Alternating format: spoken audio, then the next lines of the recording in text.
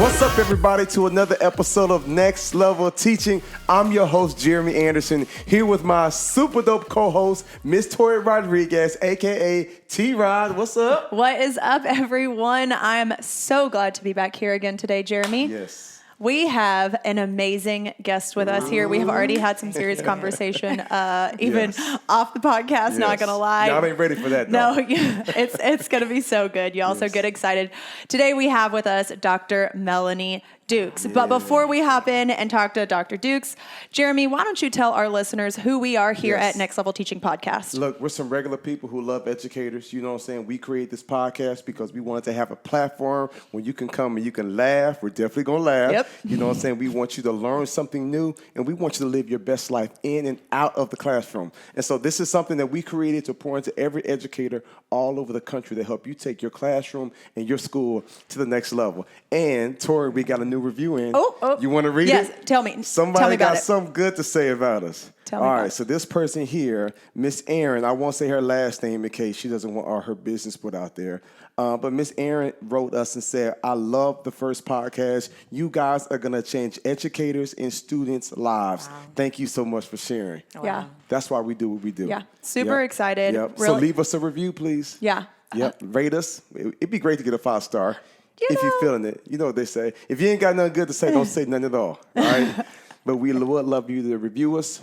Give us a rating. Let us know how we're doing. Give us your comment. We're here to add value to you. And let us know who you would like to hear back from even. There have been a few people that we've already talked to, and I have a feeling today is going to be one of those days where I'm going to want to have another conversation. Already. Already. I'm like, this is not going to be enough. I'm going to want more. So let us know about that as well. Let us know who you want to hear more from. Yes. But let's go ahead and hop on in. Let's do it. Dr. Melanie Dukes has been working in education for over 20 years, and she has worked with students K through 12. And so she's also worked in administration, and she is currently a gifted and talented coordinator. Right.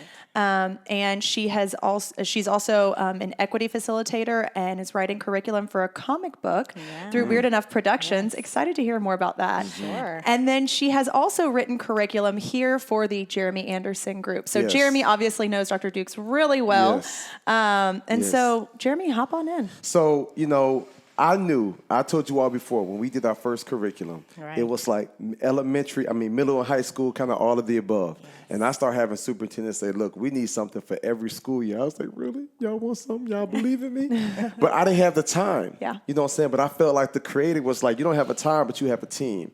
So I got with Ryan, our curriculum director, and Mason West and others, and we wanted to bring together some of the best and brightest minds to help us create our K through 12 character curriculum. And Dr. Dukes came on board. Can I just say how amazing your spirit is? Oh, thank you. You're so easy to work with, Oh, and you thank operate you. with a spirit of excellence.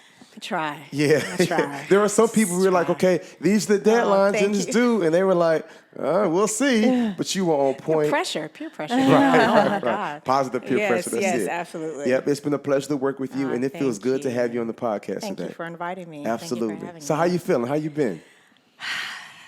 Like I said, during these times, I'm feeling good about being here and being in this space and having conversations.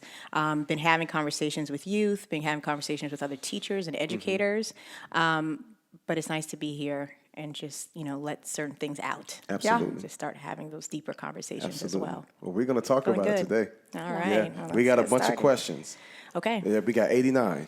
All right, 89. Okay. I'm going to need some more tea. Right. Fill me up. Fill me up. Just keep coming. I love it. So I'm going to hop on in with the first one because I just want to know a little bit more about your background. Sure. I know you and I have chatted off mic a little bit, Yes. but I want to know what made you want to become an educator. You talked about how you grew up in a lot of different places, which is beautiful, and I want to know when did you first know and what made you decide to become a teacher? Okay, so a little backstory. So, living abroad in different countries, and it's predominantly black countries, where, you saw black excellence all the time. You had prime ministers, presidents, whatever, everyone in government positions that were all black. So I came back to the States when I was 15 years old with a confidence that I saw a lot of black Americans, African Americans did not have. My mom is a New Yorker, my dad is a Belizean, so the difference between those two was so stark in that West Indians in America, of course, got more access to things than Black Americans. So that separation or the connection was not there because white America pitted West Indians or foreigners against Black Americans, you're better than, and et cetera. So coming back into the United States and seeing those disparities, there was a push for me, a draw for me to teach our children, our Black and brown children, that they are excellent beyond what people would tell them if they're not. I wanted to make sure that they knew their history, they knew their excellence beyond what history books could tell them. So that was my push and drive to get into education. That was the force. We always like to ask that question because we feel here at Next Level Teaching that to be an educator, you got to be called, right? Yeah. Like this is not just an occupation or a career. Yeah. You got to be called to do this work and a little crazy. That's true. You know what I'm saying? You have to be a little bit. A little crazy street. Yeah. And that was my push. That was my drive. That was my crazy. Like, so wait a minute. 15, when you came here. When I came back, right. So initially, that was the push. Initially, I was like, I want to be a vet. Now, vet education. Then I realized I could not dissect a piglet. Yeah. Okay. I was like, no, I'm good. I just cannot do that. Right. So, but in the social element and seeing the disparities, I was like, wait a minute, there's something lacking here. Yeah, there's something that we have to do. And education was that push. I love it. This is why we say that teachers are heroes. Yeah. Because they step in, they see there's a problem, they want to feel the problem. Just like we say, Doctors Without Borders are heroes and first responders are heroes. You see a problem. Absolutely. We don't sit back and say, hey, there's a fire. We go and we put the fire out. Absolutely. And so you saw an opening, you saw a gap, you realize, hey, I can do something about that. Absolutely. And because of the work that you do and all of our Next Level teachers across the country and across the globe that's listening, because of the work that we do, that's what makes you all next level, and that's why I view you all as heroes. That's amazing. Yeah. And it has not been easy. Oh, no, absolutely not. It has not been easy. yeah, I bet. Let me ask you this here. Tell us, right, because I'm sure we can talk about all the awesome things, but tell us about that one student, because I was that one student. Were you a perfect child, Tori? I was undiagnosed ADHD until I was a senior in high school. So I was the student with my hand constantly up like this. Right. And I was the one that was talking. But I think with my mom being a teacher and knowing that she was just a quick email away. And at one point in high school, it was just, she's just down the hallway. So I think I wasn't awful, but I definitely was not an always kind of gal. So I was definitely that student that would drive you crazy, right? So tell us about like that one student, right, that really made you say, okay, I don't know if I'm cut out for this. Like you almost drove you crazy. I've been blessed enough to be in situations with kids where I've had a great relationship with them. Now, in their narrative, that might be something else. Like, they may be like, that lady right there. Right. She crazy. Ooh, she crazy. But I've always felt a connection. But one in particular, when that question was asked, was a student of mine in middle school, 6th grade, a Black boy. And he didn't realize or recognize his true potential. And it broke my heart because I knew what he could be and his push. And he has a good father, but his mother left at a certain point in his life. And so that story and his story and his experiences had a great impact on how he connected in school and what effort he pushed forward. But that boy did test, that young man did test my, like, oh my God, what am I doing wrong? Am I not doing what I'm supposed to be doing? So he did push me. Among other students right now in this year that I have thought about because I'm not with them or that I'm not seeing them every day, then I'm wondering, oh my God, I wonder what they're going through right now. But that young boy is graduated. He's going to Kennesaw State, and he got into Howard as well, but he's staying here. So, he had a strong background with his father because his father raised him well. But it's just that other disconnect because of having the loss of, or his mother moving away and not being with his mom. There was that insecurity. it's beautiful that you were able to acknowledge that. Absolutely. Because some will just say, this kid drove me crazy just because. It's like, no, there's a reason. Yeah. Right? There's always reasons. Yeah, when we can, and so, but being a next level teacher makes you say, okay, let's get to it. Yeah, You're not being disruptive just because. No, right. You don't have an attitude just because. I can't tell you how many students I've talked to where they're like, Mr. Jeremy, she wondering why I got an attitude, but she don't know that my uncle molested me. And I'm like, oh. Okay. Well, there we All right, go. well, So there we now go. I'm talking to the teacher, and they're like, well, how come she didn't tell me? Well, if you're always given a hard time. Well, and I think that goes back to the word that you used, relationship. Absolutely. And I think that that's something we've talked a lot about on here. Is you got to reach them to teach them. You have to. Yeah. And, and being reflective, and because I knew him for so long, I wish I did tap into it a little bit more. I wish I did push him like, look, I understand you. I understand where you're coming from. But it was more like, look, I understand that you could do better than what you're doing. Instead of saying, I should have been go a little bit deeper and made that story and that connection, because he possibly was not in the frame of mind to even see that connection. Yeah. But as a teacher, sometimes it's hard to cross that line where you don't want to be that, person who breaks them down so emotionally, like, why did you talk to him about that? That's not what it is, And so, you're not really knowing, if family members are really ready for that true conversation.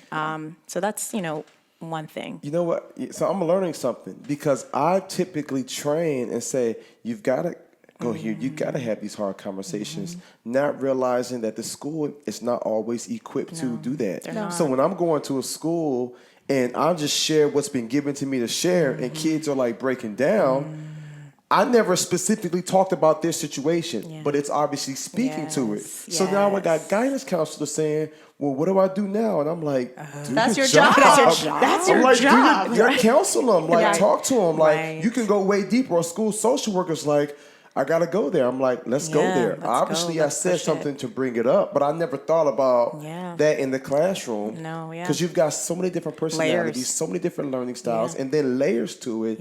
It's just like, how? But you were obviously able to give enough to where that kid was like, okay, I can keep going. Yeah, we finally connected, and that's the patience that comes with being an educator. Just being patient and not taking it personally. Not having that ego, because a lot of teachers. We talked about that. Yeah. We have egos. Kids don't talk to me that way. Right. We have our egos. Talk about that. And how do you get past the ego? Because if I hear one more teacher say, my grown kids don't talk to me like that. Well, and I'm like, you didn't raise these kids that are talking to you. Like, they're not, as much as a black teacher, my daughter said to me, Mom, every black and brown kid you see, you think that they're your child. Like, I draw them close. Like, any child I see, I draw them close. Even I see them in the store, I see them. It's just who I am. And so. Which makes you amazing. Oh, thank you. Yep. Thank you. Oh my gosh. But I say that to say that when we have those egos in play, it's like, oh my gosh, but you're my child. I'm like, no, you're not. And so we have to check ourselves, like, your story is completely different from what the story I know or what I want to create for you.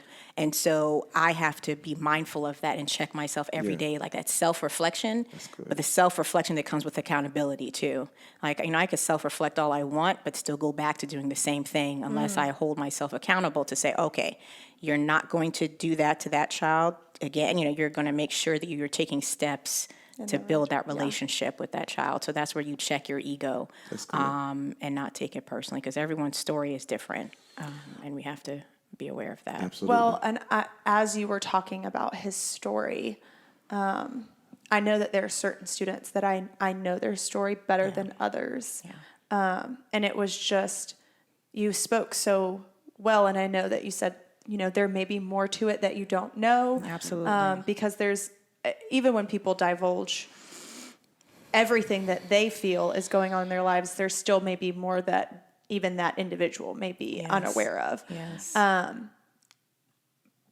But to me as a teacher, I think it's so important that we know our students' stories.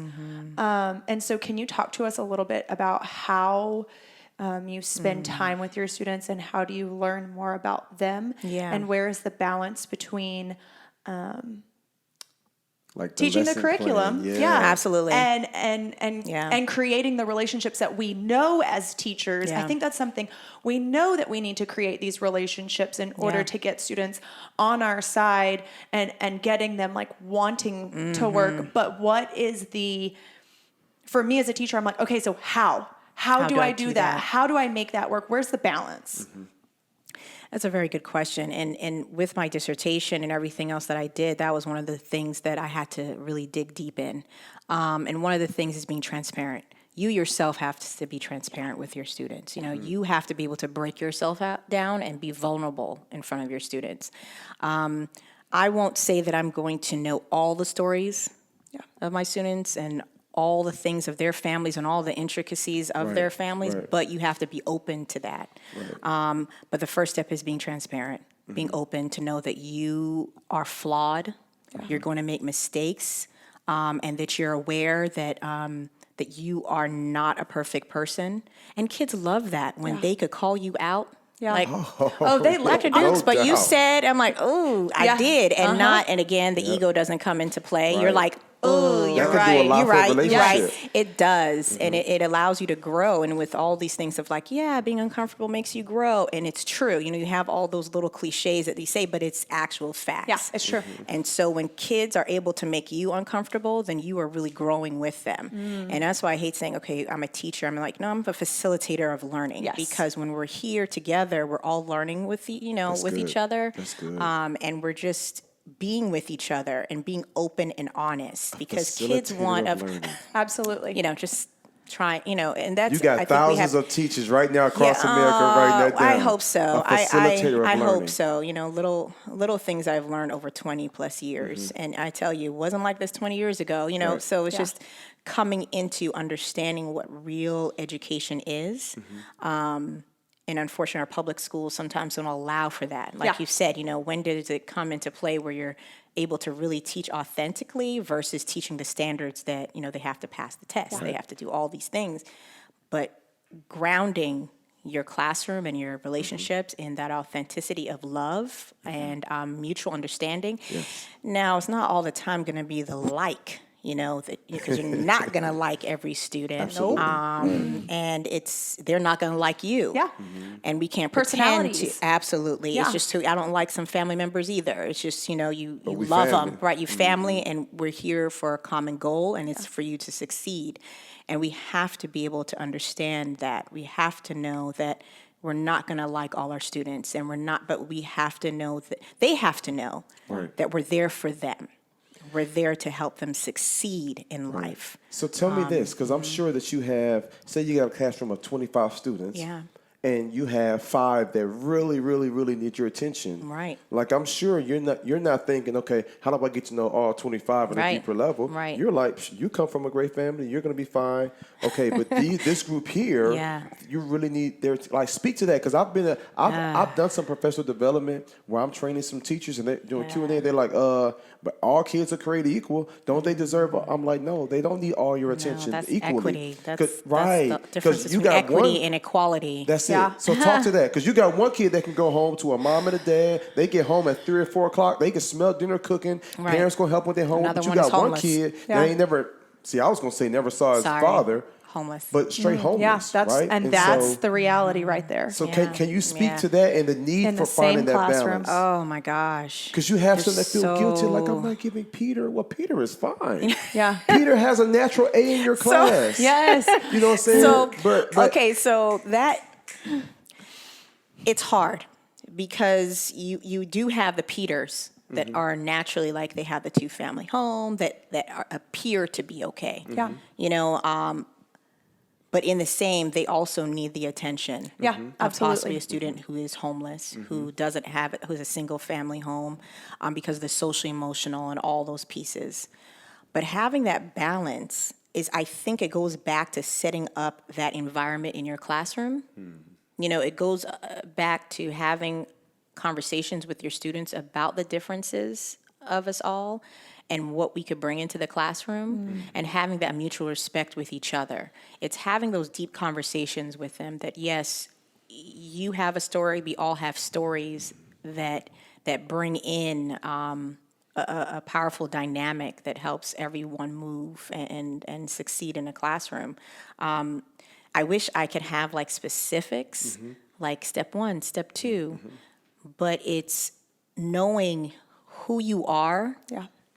And stepping into that classroom, and kids feel that energy. Yeah, you can't walk in fake. No, you cannot walk in because they'll read you and they'll so fast, and they'll chew you play up and into spit you out. Right. Yeah. I think you really have to just come in an honest fashion and and let them know that you all play a part in this success story. Right. Yeah. It's like creating a culture of communication. Yes, right. To where we're getting to know each other. so they this is what's going on. And that's that facilitator, that word that you were talking about. Yes. That's something that I have worked on in the past couple of years as well. I do a lot of discovery learning in my classroom. In a math classroom, I think that's a great place to do it, honestly.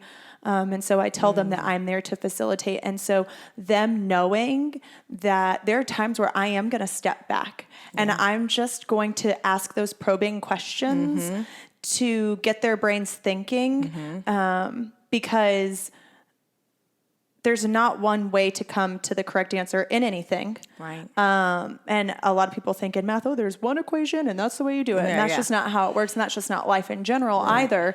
And so being that facilitator, you were talking about each student having a piece to the puzzle, right? And they have a specific job. And I think as teachers, when we take a step back from being the authority in the classroom and being that it's my way or the highway, but allowing them to discover things on their own and allowing them to discover from each other, that's when I think so much learning really happens. And it's the learning that sticks with them. And I think that's also when the growth of the relationships come out, because you're going to have some kids that are going to get frustrated and want to shut down. And so that gives me the opportunity to go talk to those kids.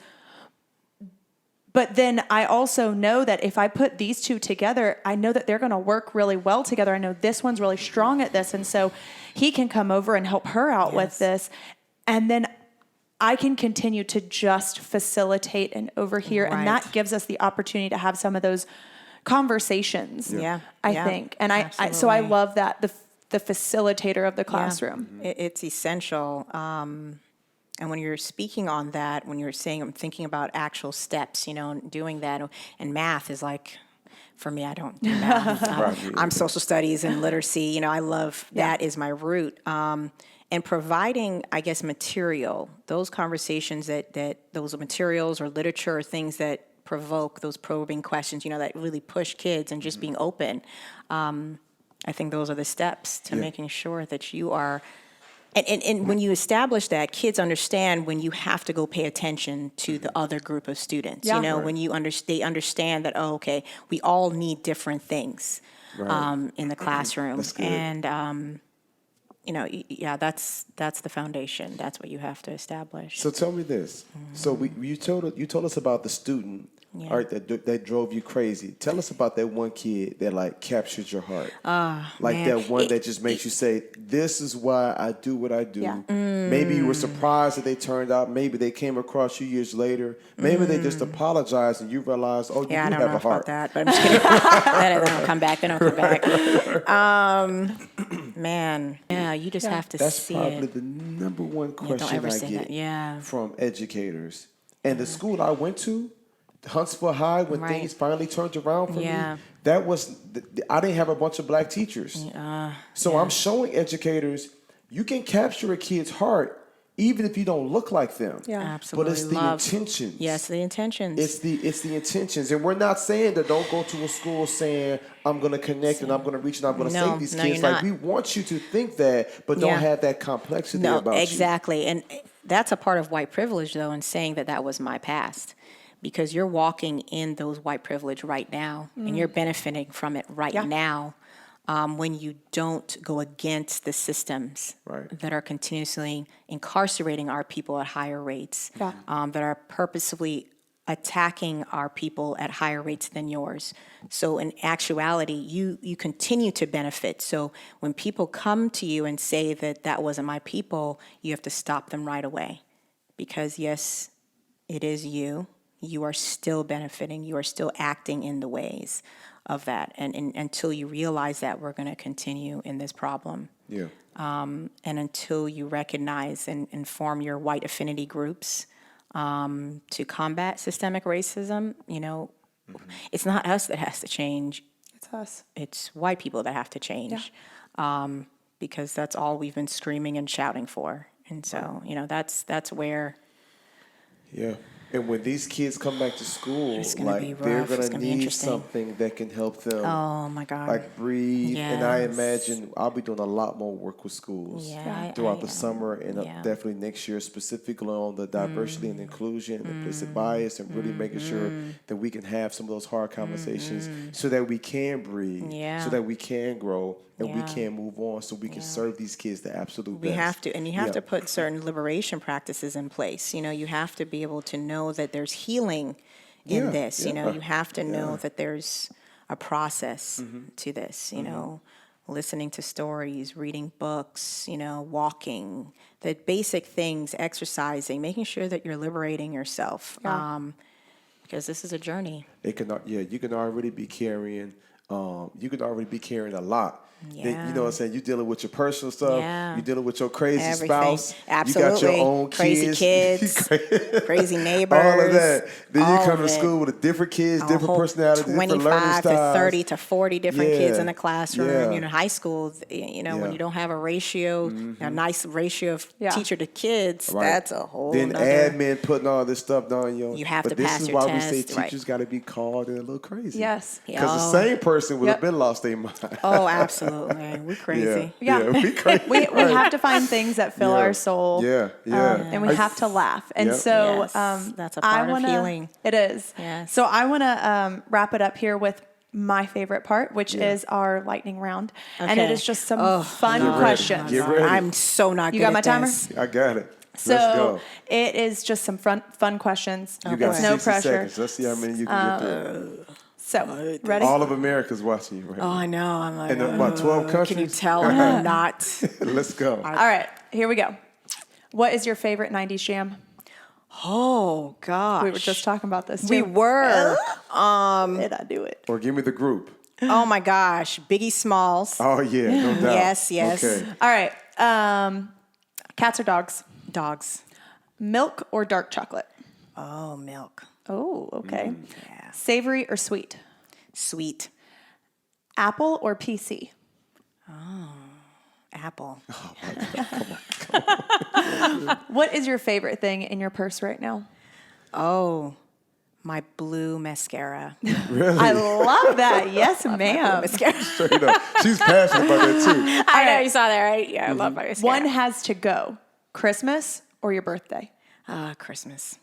Overrated. That is what everyone has. Sorry, it's not the real birthday. It's not the real birthday. Right. Plus, if your birthday has to go, you disappear. I'll be gone. Hello. All right, and then the last one. What is the best gift you have ever received? Oh, my best gift. Man, I think it was my children's for Mother's Day. Their letters, their cards to me. Yeah, Mother's Day. That was just heartwarming. I love it. Yeah. It was needed during that time. Straight up. Has a lot going on. Oh, my gosh. Yeah. Yes. COVID and all. COVID and all. Right. I think That's that was awesome. my best. Yeah. So it's clear we're going to have you back. Yep. Oh, thank you. Yeah. Thank you. Y'all fill my soul. Yeah, and we appreciate you. Thank You shared a lot. You've given our listeners a lot to think about, a lot to think in and process. Yeah. And I personally want to say thank you for speaking into some things that I really have been trying to work through as a teacher, as a person in general. Thank you for the work that you do, not only just in the classrooms, but with educators. I'm trying. I think what you're doing is really important and really good. So thank you. And thank you for spending time with us. Oh, thank you for inviting gonna me be a game changer. again. I'm praying on that. Yep. We It have a wasn't, lot you of know, the changes. conversation isn't always easy, Yeah. but nobody said that education would be easy. No. You know, and Whoever this said is, that this is challenging for all lied. of us, you know, as mankind. But next level living, next level is all about saying, I'm not going to stay here. Right. It's Right. continued Gotta growth, move. continued progression, going from one level to the next level and the next level. And you've definitely helped us with that today. Thank So thank you so much. Thank you so much for For having sure, me. for I sure. So all of appreciate our it. listeners listening, thank you so much for rocking with us. We hope you'll take some time to give us a review, rate us, let us know how we're doing, and we will continue to show up to add value to you. And Instagram, follow us Next Level Teach on Instagram. Join our community, and we'll see y'all next week. Bye, guys. Bye.